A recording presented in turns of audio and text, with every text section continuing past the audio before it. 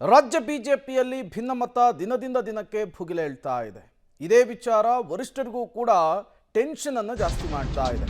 ಈ ನಡುವೆ ಇದಕ್ಕೆ ಮದ್ದರಲಿಕ್ಕೆ ಹೈಕಮಾಂಡ್ ಮುಂದಾದಂತೆ ಕಾಣಿಸ್ತಾ ಇರುವಂಥದ್ದು. ಬಿಜೆಪಿಯ ಭಿನ್ನಮತದ ಶಮನಕ್ಕೆ ಹೈಕಮಾಂಡ್ ಎಂಟ್ರಿ. ಡಿಸೆಂಬರ್ 3ರಂದು ಬಿಜೆಪಿಯ ಕೋರ್ ಕಮಿಟಿ ಸಭೆ. ಕೇಂದ್ರದಿಂದ ಪ್ರಧಾನ ಕಾರ್ಯದರ್ಶಿಯನ್ನ ಕರೆಸಿಕೊಂಡಿರುವ ಹೈಕಮಾಂಡ್. ರಾಜ್ಯಕ್ಕೆ ಬರ್ತಾ ಇರುವಂತಹ ರಾಷ್ಟ್ರೀಯ ಪ್ರಧಾನ ಕಾರ್ಯದರ್ಶಿ ತರುಣ್ ಚುಂಗ್ ರಾಜ್ಯ ಬಿಜೆಪಿಯ ಭಿನ್ನಮತದ ಕುರಿತು ವರದಿಯನ್ನ ಪಡೆಯಲಿದ್ದಾರೆ. ಹೈಕಮಾಂಡ್ ಈ ಮೂಲಕ ಕೇಂದ್ರದಿಂದ ಪ್ರಧಾನ ಕಾರ್ಯದರ್ಶಿಯನ್ನ ಕಳುಹಿಸಿಕೊಡ್ತಾ ಇದ್ದಾರೆ. ಹೈಕಮಾಂಡ್ ತರುಣ್ ಚುಂಗ್ ರಾಷ್ಟ್ರೀಯ ಪ್ರಧಾನ ಕಾರ್ಯದರ್ಶಿ ರಾಜ್ಯಕ್ಕೆ ಬಂದು ಕೋರ್ ಕಮಿಟಿ ಮೀಟಿಂಗ್ನಲ್ಲಿ ಭಾಗಿಯಾಗ್ತಿದ್ದಾರೆ. ಈ ಮೂಲಕ ರಾಜ್ಯ ಬಿಜೆಪಿಯಲ್ಲಿದ್ದಿರುವಂತಹ ಭಿನ್ನಮತದ ಹೊಗೆಗೆ ಅಥವಾ ಭಿನ್ನಮತದ ವಿಚಾರಕ್ಕೆ ಮದ್ದರಿಯುವಂತಹ ಕೆಲಸವನ್ನ ಈ ಮೂಲಕ ಹೈಕಮಾಂಡ್ ಮಾಡ್ತಾ ಇದೆಯಾ ಅನ್ನುವಂತಹ ಪ್ರಶ್ನೆ, ಕುತೂಹಲ ಮುನ್ನೆಲೆಗೆ ಬರ್ತಾ ಇರುವಂಥದ್ದು. ಈಗಾಗಲೇ ವಕ್ಫ್ ಹೋರಾಟದ ವಿಚಾರದಲ್ಲಿ ರಾಜ್ಯ ಬಿಜೆಪಿಯಲ್ಲಿ ಮನೆಯೊಂದು ಮೂರು ಬಾಗಿಲಾಗಿರುವಂತಹದ್ದು ಎಲ್ಲರಿಗೂ ಗೊತ್ತಿರುವಂತಹ ವಿಚಾರವೇ. ಒಂದು ಕಡೆ ಯತ್ನಾಳ್ ಟೀಮ್, ಮತ್ತೊಂದು ಕಡೆ ವಿಜಯೇಂದ್ರ ಅವರ ಟೀಮ್, ಮಗದೊಂದು ಕಡೆ ತಟಸ್ಥರಾಗಿರುವಂತಹ ಟೀಮ್ ಇದೆ. ಈ ನಡುವೆ ದಿನದಿಂದ ದಿನಕ್ಕೆ ಈ ಭಿನ್ನಮತ ಬಣಬಡಿದಾಟ ಒಂದು ರೀತಿಯ ಆಡಳಿತ ಪಕ್ಷಕ್ಕೂ ಕೂಡ ಅಸ್ತ್ರವಾಗಿರುವಂಥದ್ದು. ಇದೇ ವಿಚಾರವನ್ನು ಇಟ್ಕೊಂಡು ಸಾಕಷ್ಟು ಬೆಳವಣಿಗೆಗಳು ಕೂಡ ರಾಜ್ಯ ಬಿಜೆಪಿಯಲ್ಲಿ ಆಗ್ತಾ ಇರುವಂಥದ್ದು. ವಿಪಕ್ಷದ ಒಳಗೇನೆ ಒಂದು ವಿಪಕ್ಷ ಹುಟ್ಟುಕೊಂಡಿರುವಂಥದ್ದು. ಇದನ್ನೆಲ್ಲವನ್ನು ಕೂಡ ಸೂಕ್ಷ್ಮವಾಗಿ ಅವಲೋಕಿಸಿದಂತಹ ಹೈಕಮಾಂಡ್ ಈಗ ಫೀಲ್ಡಿಗಿಳಿದಂತೆ ಕಾಣಿಸ್ತಾ ಇದೆ. ಬಿಜೆಪಿ ಭಿನ್ನಮತದ ಶಮನಕ್ಕೆ ಹೈಕಮಾಂಡ್ ಈ ಮೂಲಕ ಎಂಟ್ರಿಯನ್ನು ಕೊಟ್ಟಿರುವಂಥದ್ದು. ಡಿಸೆಂಬರ್ 3ಕ್ಕೆ ಬಿಜೆಪಿಯ ಕೋರ್ ಕಮಿಟಿ ಮೀಟಿಂಗ್ ಇದೆ.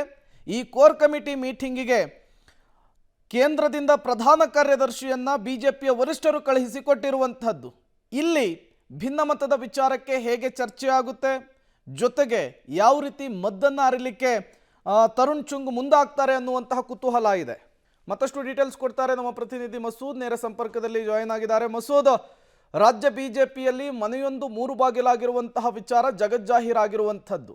ಈ ಬೆನ್ನಲ್ಲೇ ಈಗ ಹೈಕಮಾಂಡ್ ಫೀಲ್ಡ್ಗೆ ಎಂಟ್ರಿ ಕೊಟ್ಟಂತೆ ಕಾಣಿಸ್ತಾ ಇದೆ. ಕೋರ್ ಕಮಿಟಿ ಮೀಟಿಂಗಿಗೆ ತರುಣ್ ಚುಂಗ್ ಅವರು ಆಗಮಿಸ್ತಾ ಇರುವಂತಹದ್ದು ಕುತೂಹಲ ಕೆರಳಿಸ್ತಾ ಇದೆ. ಈ ಭಿನ್ನಮತವನ್ನ ಶಮನ ಮಾಡುವಂತಹ ನಿಟ್ಟಿನಲ್ಲಿ ಯಾವ ರೀತಿಯ ಮದ್ದರಿಬಹುದು, ಏನೆಲ್ಲ ಬೆಳವಣಿಗೆಗಳನ್ನು ನಿರೀಕ್ಷೆ ಮಾಡಬಹುದು ಅಂತ? ಪ್ರೇಮ್, ರಾಜ್ಯ ಬಿಜೆಪಿ ಒಂದು ರೀತಿಯಲ್ಲಿ ಒಡೆದ ಮನೆ ಆಗಿರುವಂಥದ್ದು, ಮೂರು ಬಣ, ನಾಲ್ಕು ಬಣ ಆಗಿರುವಂಥದ್ದು. ಪ್ರಮುಖವಾಗಿ ಯತ್ನಾಳ್ ತಂಡ ವರ್ಸಸ್ ವಿಜಯೇಂದ್ರ ತಂಡ ನಡುವೆ ಒಂದು ರೀತಿಯಲ್ಲಿ ಆಂತರಿಕ ಸಂಘರ್ಷ ನಡೀತಾ ಇದೆ. ಒಂದೂವರೆ ವರ್ಷದಿಂದಲೂ ಕೂಡ ಇದು ಬೀದಿನಲ್ಲೇ ಒಂದು ರೀತಿಯಲ್ಲಿ ಆರೋಪ ಪ್ರತ್ಯಾರೋಪಗಳನ್ನು ಕೂಡ ನಾವು ನೋಡ್ತಾ ಇದ್ದೀವಿ. ಆದರೆ ಯಾವಾಗ ವಕ್ಫ್ ವಿಚಾರ ಯತ್ನಾಳ್ ಟೀಮ್ ಕೈಗೊಳ್ತೋ ಆ ಸಂದರ್ಭದಲ್ಲಿ ಮತ್ತಷ್ಟು ಅವರ ಭಿನ್ನಮತ ಉಲ್ಬಣ ಆಯಿತು. ಈಗಾಗಲೇ ಅವರು 3-4 ದಿನಗಳಿಂದ ಪ್ರತ್ಯೇಕ ಹೋರಾಟ ಮಾಡ್ತಾ ಇರುವಂಥದ್ದು. ಇತ್ತ ವಿಜಯೇಂದ್ರ ತಂಡವು ಕೂಡ ಪ್ರತ್ಯೇಕ ಹೋರಾಟಕ್ಕೆ ವೇದಿಕೆ ಅಖಾಡ ರೆಡಿ ಮಾಡ್ಕೊಂಡಿದೆ. ಈ ಒಂದು ಹಂತದಲ್ಲಿ ಸಾಕಷ್ಟು ದೊಡ್ಡ ಮಟ್ಟದಲ್ಲಿ ರಾಜ್ಯ ಬಿಜೆಪಿಯ ಭಿನ್ನಮತ ವಿಚಾರ ಸದ್ದು ಮಾಡ್ತು. ಆ ಹಿನ್ನೆಲೆಯಲ್ಲಿ ಈಗ ಹೈಕಮಾಂಡ್ ಮಧ್ಯ ಪ್ರವೇಶ ಮಾಡೋ ಲಕ್ಷಣ ತೋರಿಸ್ತಾ ಇರುವಂಥದ್ದು.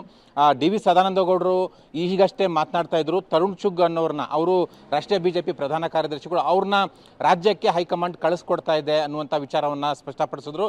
ಡಿಸೆಂಬರ್ 3ನೇ ತಾರೀಕು ಮಂಗಳವಾರ ವಿಶೇಷ ಕೋರ್ ಕಮಿಟಿ ಸಭೆಯನ್ನು ಅವತ್ತು ಬಿಜೆಪಿ ಕಚೇರಿನಲ್ಲಿ ಕೈಗೊಳ್ಳುವ ಸಾಧ್ಯತೆ ಇದೆ. ಅವತ್ತು ಕೋರ್ ಕಮಿಟಿನಲ್ಲಿ ಹಿರಿಯ ನಾಯಕರ ಅಭಿಪ್ರಾಯಗಳನ್ನು, ರಾಜ್ಯ ಬಿಜೆಪಿಯ ಈ ಒಂದು ಪರಿಸ್ಥಿತಿ ಏನು ಕಾರಣ, ಯಾರ ಕಾರಣ, ಏನೆಲ್ಲ ವೈಫಲ್ಯಗಳಿದ್ದಾವೆ, ಯಾಕೆ ಹೀಗೆ ಎಲ್ಲ ಆಗಿದೆ, ಎಲ್ಲವನ್ನು ಕೂಡ ಡೀಟೇಲ್ ಆದಂತಹ ರಿಪೋರ್ಟನ್ನು ತರುಣ್ ಚುಗ್ ಅವರಿಗೆ ಹಿರಿಯ ಬಿಜೆಪಿ ನಾಯಕರು ಅವತ್ತು ಕೊಡೋ ಸಾಧ್ಯತೆ ಇದೆ. ಒಂದು ರೀತಿಯಲ್ಲಿ ಡೀಟೇಲ್ ಆದಂಥ ರಿಪೋರ್ಟನ್ನು ಅವರು ಹೈಕಮಾಂಡ್ಗೆ ಸಬ್ಮಿಟ್ ಮಾಡುವ ಸಾಧ್ಯತೆ ಇದೆ. ಈ ವರದಿ ಆಧರಿಸಿ ಹೈಕಮಾಂಡ್ ಏನಾದರೂ ಶಿಸ್ತು ಕ್ರಮ ತೆಗೆದುಕೊಳ್ಳುವ ನಿರೀಕ್ಷೆ ಇದೆ ಅಂತಂದು ಕೂಡ ಭಾವಿಸಲಾಗ್ತಾ ಇದೆ. ಆದರೆ ಈ ಒಂದೂವರೆ ವರ್ಷದ ಏನು ಬಿಜೆಪಿ ಭಿನ್ನಮತಕ್ಕೆ ಇನ್ನೂ ಕೂಡ ಶಮನ ಮಾಡದಂಥ ಹೈಕಮಾಂಡ್ ಈಗ ಮಹಾರಾಷ್ಟ್ರ ಚುನಾವಣೆ ಸಂದರ್ಭದಲ್ಲಿ, ಮಹಾರಾಷ್ಟ್ರ ಸರ್ಕಾರ ರಚನೆ ಸಂದರ್ಭದಲ್ಲಿ ಆಸಕ್ತಿ ತೋರಿಸ್ತಾ ಇರುವಂಥದ್ದು ಒಂದು ರೀತಿಯಲ್ಲಿ ಅಚ್ಚರಿಗೆ ಕಾರಣ ಆಗಿರುವಂಥದ್ದು. ಈಗಲಾದರೂ ವರದಿ ಪಡ್ಕೊಂಡು ಯಾವ ತೀರ್ಮಾನ ತೆಗೆದುಕೊಳ್ಳುತ್ತೆ, ಯಾರಿಗೆ ಶಿಸ್ತು ಕ್ರಮ ತೆಗೆದುಕೊಳ್ಳುತ್ತೆ ಅನ್ನುವಂಥದ್ದು ಕಾದು ನೋಡಬೇಕು. ಇನ್ನು ಮೇಲಾದರೂ ಕೂಡ ಬಿಜೆಪಿಯ ಭಿನ್ನಮತಕ್ಕೆ ತೆರೆ ಬೀಳುತ್ತೆ ಅನ್ನುವಂಥದ್ದನ್ನು ನೋಡಬೇಕಾಗುತ್ತೆ. ಪ್ರೇಮ್,